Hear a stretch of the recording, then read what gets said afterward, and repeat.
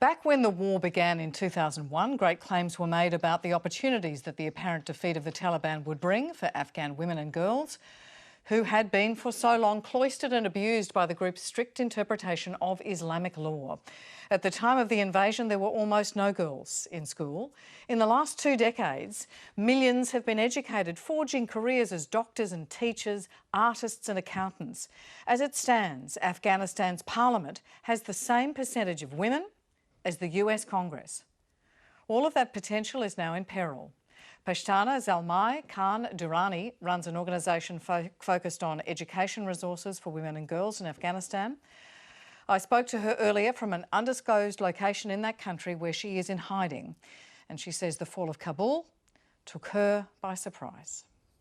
I never thought Kandahar is gonna fall. After Kandahar's fall, after Herat's fall,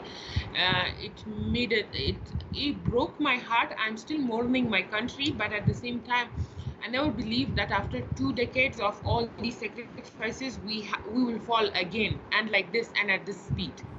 If you or your staff or your students wanted to leave Afghanistan, can you get out at this stage? I cannot get to Kabul, so it's not possible. Half of my staff is stuck in Kandahar. They cannot get to Kabul. From yesterday, I have got so many opportunities to flee the country, but nobody can get to Kabul. None of my staff can. You have to have documents, you have to have someone's recommendation. People in the West or people fleeing don't care what you have done so far, what your stance is. You need to have connections, and people like us, my staff, we're all a grassroots level NGO, right? We are a grassroots level organization.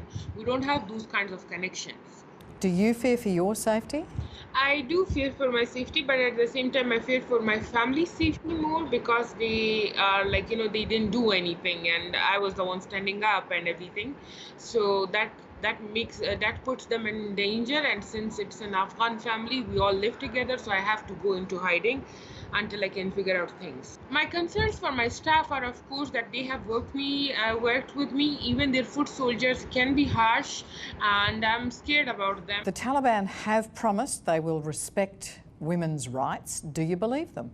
I am so concerned about the girls that I have worked with, about their safety and also about their futures, because one thing for sure that we know is that Taliban statement about Afghan girls' education is very vague. They don't want to completely describe the fact that what do they mean by education. So I'm less worried about the fact that they have studied with me, but more about the fact that what their future awaits them, and at the same time what their future will look like if they stop believing in themselves and stop pursuing their dreams. I don't care if it's an underground school, I don't care if it's not acceptable, I don't care if I have to go to any length, but a girl accessing education shouldn't be clandestine, but at the same time illegal. But even if it is, I want to make sure that they do access that right. That's it. If you let yourself imagine the worst thing, what is the worst thing you could imagine for your girls? They might target their families, they might force them into doing stuff that won't be humane. Maybe they would have to abandon their houses, or maybe they'll be simply murdered. So there are different things. Can you believe the number of this one statement that I have read from my university fellows, from the girls that I know, that all my dreams, all my goals for nothing.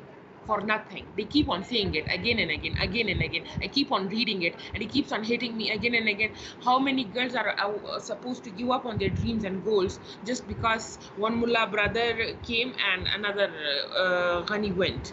These both are Ghanis. They are both men fighting for power, and the girls are losing their dreams, goals and ambitions in this process.